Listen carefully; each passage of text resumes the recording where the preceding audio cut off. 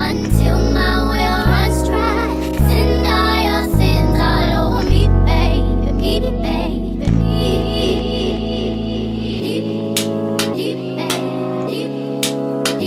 What it do, Pepto Bismol? It's me, Keisha, aka Color Me Pynk, and I'm here with this week's All Tea, All Shade, Married to Medicine Season 9, Episode 12 review.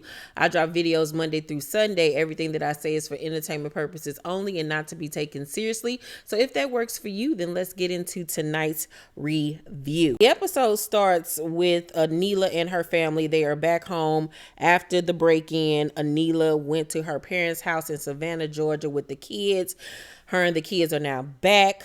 While they were gone, Kieran had the house secured with security cameras. And I'm like, why on God's green earth would y'all show where the security cameras are at? What? Why would y'all point out everywhere in the house where the cameras are at?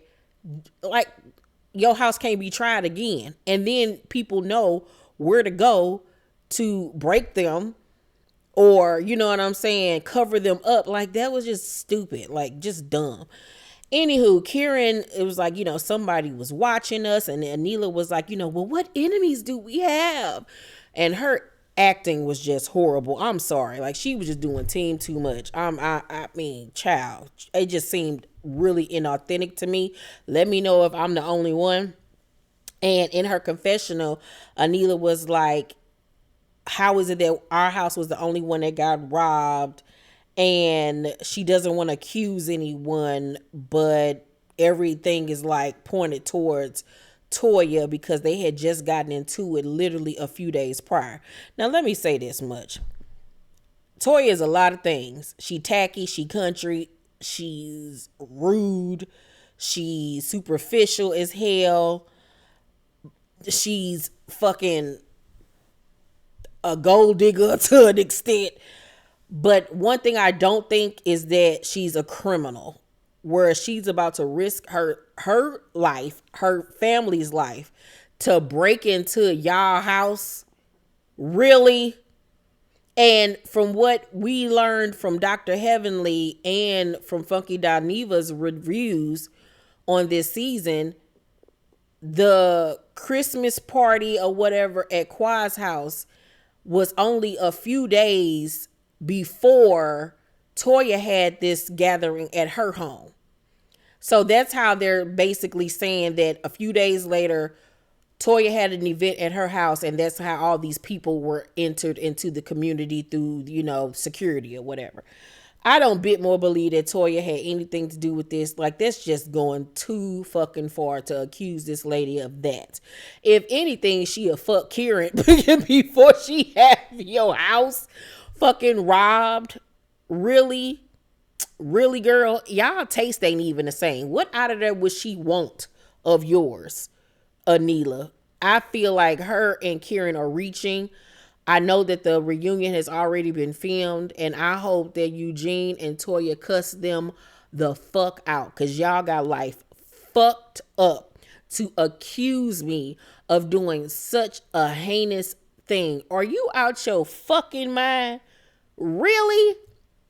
Really? Really? And then for them to say our house was the only one targeted. That's what happens when you rob a house. You think they just get to rob consecutive houses at the same time? Make it make sense, dummies. And then how could you think that Toya constructed this whole plan? Who plans a robbery literally in a few days? Literally in a few days. Girl, sit down somewhere. Please sit down.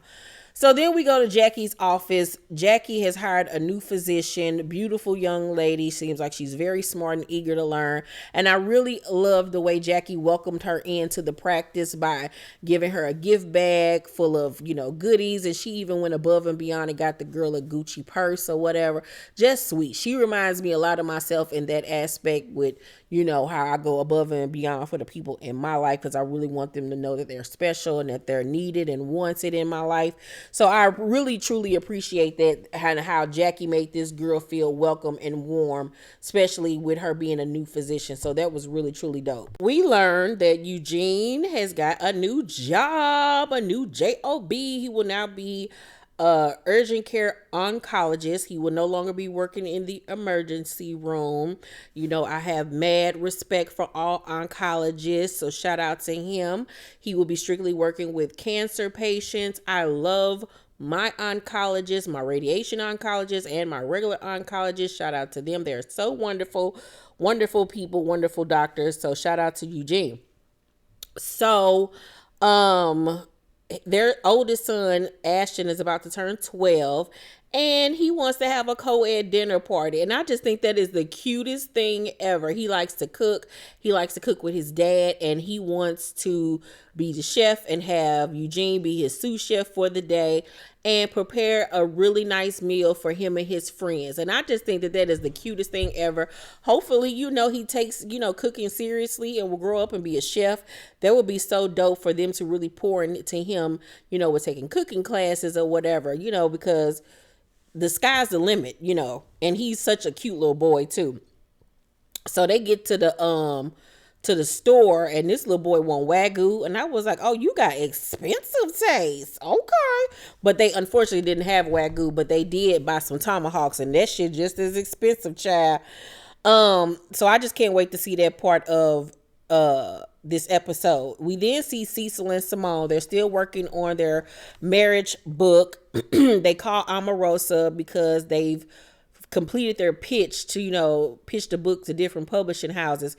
But she lets them know that they're missing a big chunk of their story, which was why did they almost get divorced.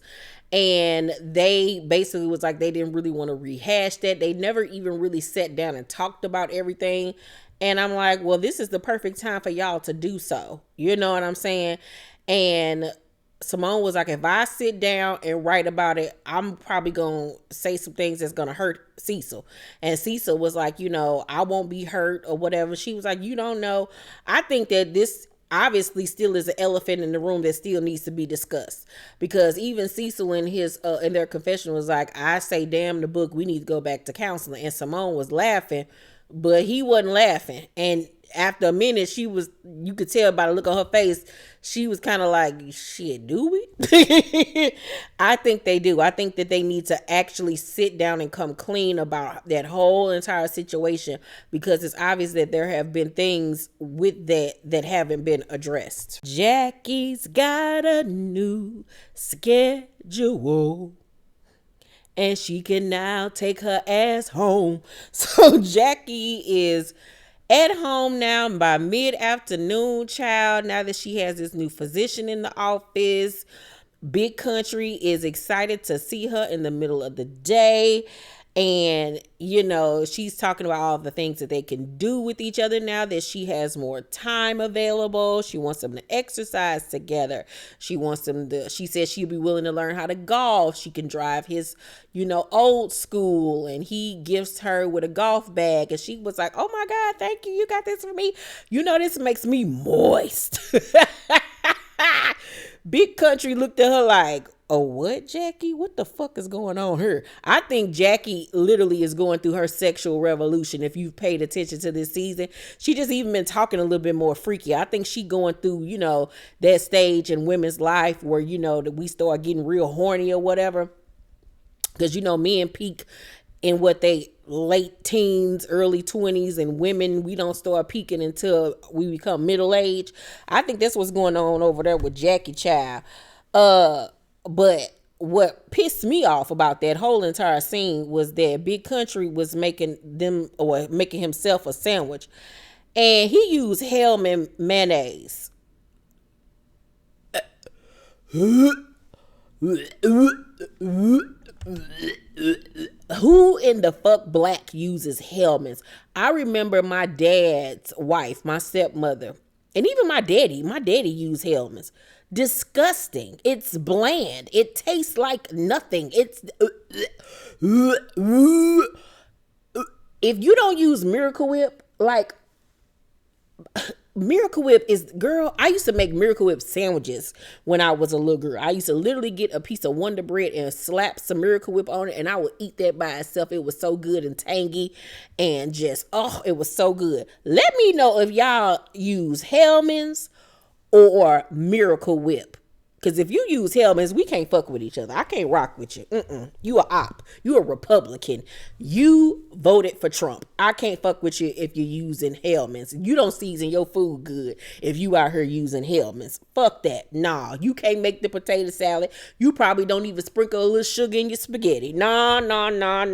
We can't fuck with each other. Nope. The day of Ashton's birthday, and his little boo thing unfortunately can't come because somebody in her family caught COVID. But he keeps it player. He wasn't pressed about it. The kids show up. It was about a good 10, 12 of them. One of them including Contessa's son.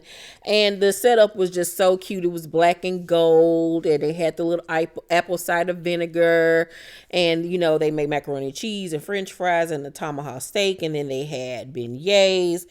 And it was just really, really cute. They really did a really good job with that. And he looked like he just had a ball. But one thing that I loved was that it was Black children there. Because, a lot of times, these kids go to these private schools surrounded by white kids. And all they have is white friends. And they really try to emulate their white friends and speak like them and behave like them.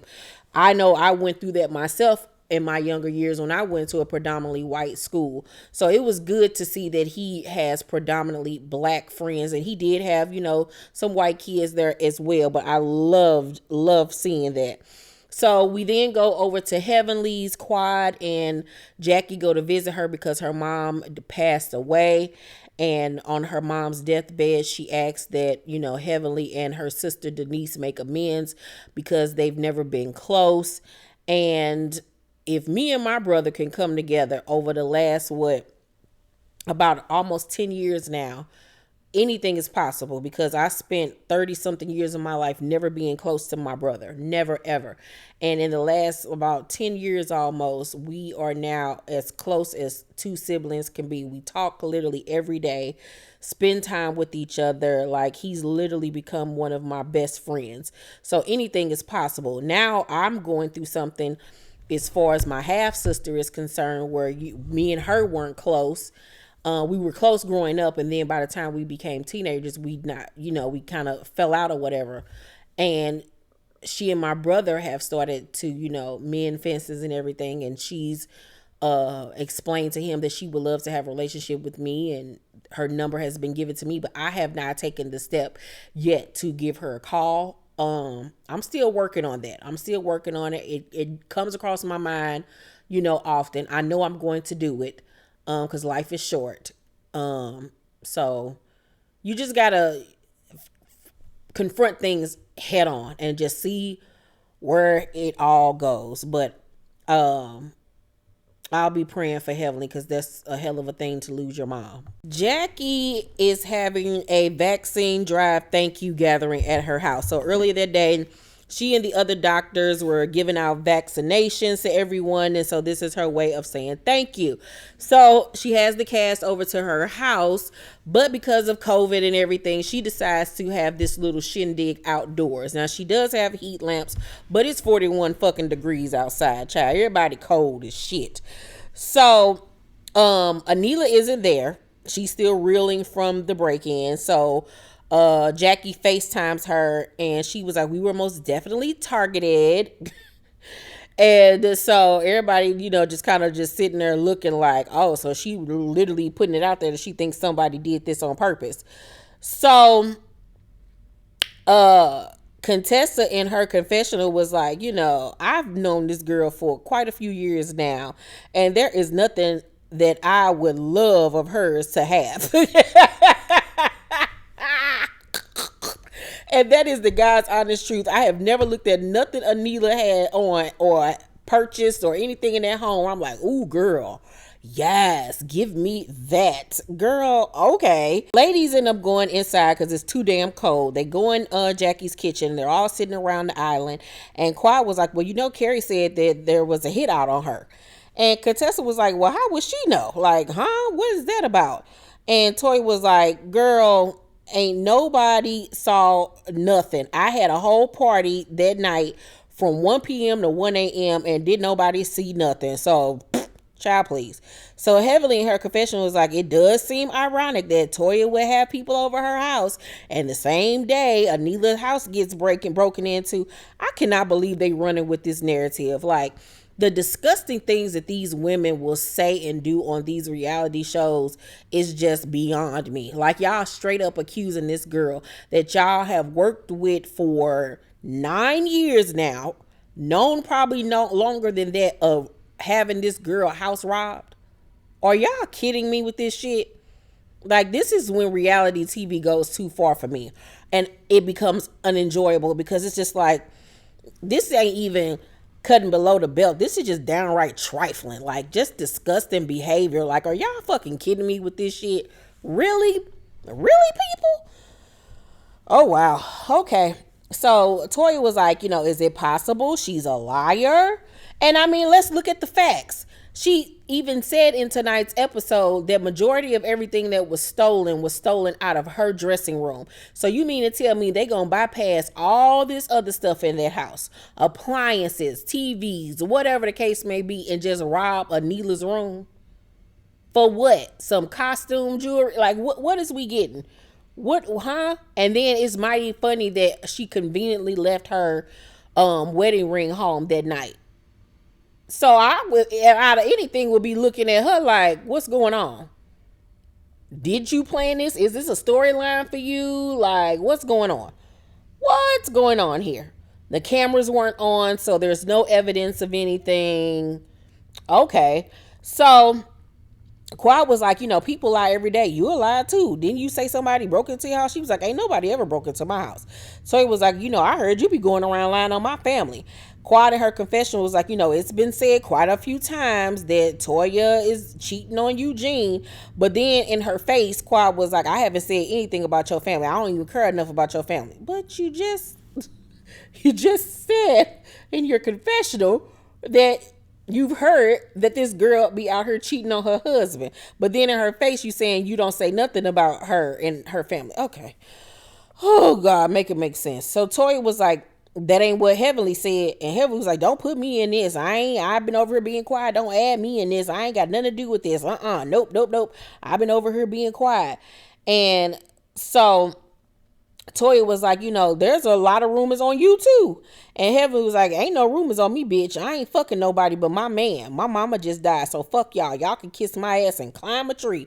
Child, I ain't never heard that before. Not kiss my ass and climb a tree. What does that even mean? I love it. I can't wait to say that to somebody. That is everything to me. Do I believe that Heavenly told Toya that Quad has said these things about her? Yeah, I do. Heavenly is a shit starter. We all know this. And she's gonna get called out about her shit starting at that damn reunion. I really do honestly believe it. Everybody just messy, child. Everybody need a colonic and some bless all. So as Heavenly's trying to storm out, her dumb ass can't even get out of Jackie's screen door. Try to have this grand fucking storm off and end up looking stupid. Thomas, girl, open this damn door. Open this damn door for me, Jackie. Bitch, bring your ass over here and open this goddamn door. Daddy, it's time to go, Daddy. Let's go, Daddy. And I'm like, girl, shut up. So Damon like, oh, Lord, here we go. Bye, guys. I have to leave. Sorry. So Heavenly doing all this. Toya up there trying to start stuff, putting stuff on me. I have no desire to cheat on my man. My man got a big dick. And so all the husbands is looking like, what the fuck? Where the hell that come from? Little do Eugene know that was a dig at him based off what Toya said about him earlier in the season. I'm like, poor Eugene. Poor Eugene. That man just can't catch a break. So Heavenly was like, ain't nobody asked about my mother. My mother just died. Ain't nobody even think about asking me that. Which is fucked up. That should have been the first thing on everybody's tongue. Like, how are you doing? What's going on? Do you need anything? And instead of this Nila shit with her house, like, we all feel sorry for her if it's in fact true. But Heavenly's mama dying is way more dire. Let's just keep it a buck. So Quad goes outside to check on Heavenly.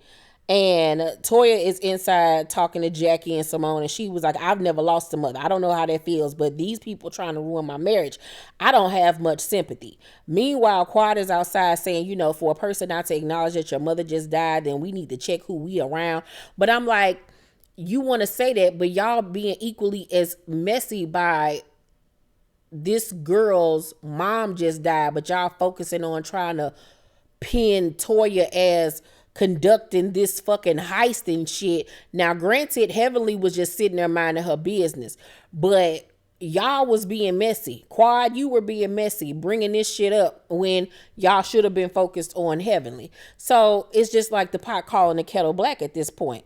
So, and then as far as Toya is concerned, she should have had sympathy for Heavenly's mom, but at the same token, y'all trying to push shit on my marriage, that ain't cool. And then y'all low-key trying to, I don't even think she knew at this point that they were trying to act like she had something to do with this break-in, which is equally fucked up. So Contessa goes outdoors and she apologizes to Heavenly for not, checking on her as far as her mom is concerned.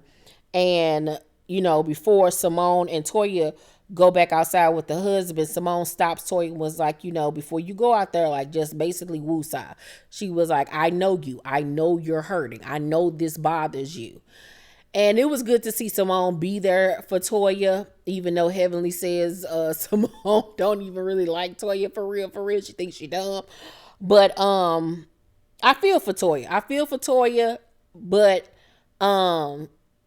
I also feel like, Toya, you can be equally as messy, aka the Audra situation. And let me say something about that, because on the last, review that I did after, their altercation, a lot of you seem to have forgotten how this whole thing with Audra even began. It began with Toya. Toya started all of this with that girl by constantly having something to say about her appearance, her job. Like, she started digging with this girl from the beginning. So Audra had every right to feel some type of way about Toya and to expose her. Like, you want to continue to come for me. I've never said or done anything to you. You're just being mean to me and being a mean girl. I don't know if you're calling yourself hazing me. And then when I come back and blast you with some real true tea, you know what I'm saying? I'm in the right. Now, was Audra in the right to be bumping her chest up against Toya? Absolutely not. But was Toya right for putting her hand in her face? No. But this whole thing started, people, with Toya. None of this would have happened if Toya would have left that damn woman alone. You can't fuck with people and then want to play victim when the outcome doesn't go as you expected it to go. Leave people the fuck alone and you won't have to worry about getting chest bumped. Period. Anywho, overall, I give tonight's episode of Married to Medicine a B+. A B+. It was really cute.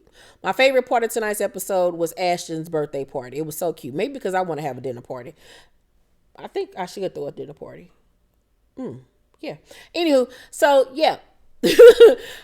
Make sure you guys thumbs up this video, like and subscribe, and hit that notification bell button. I love you guys, and I'll see you on the next video. Bye.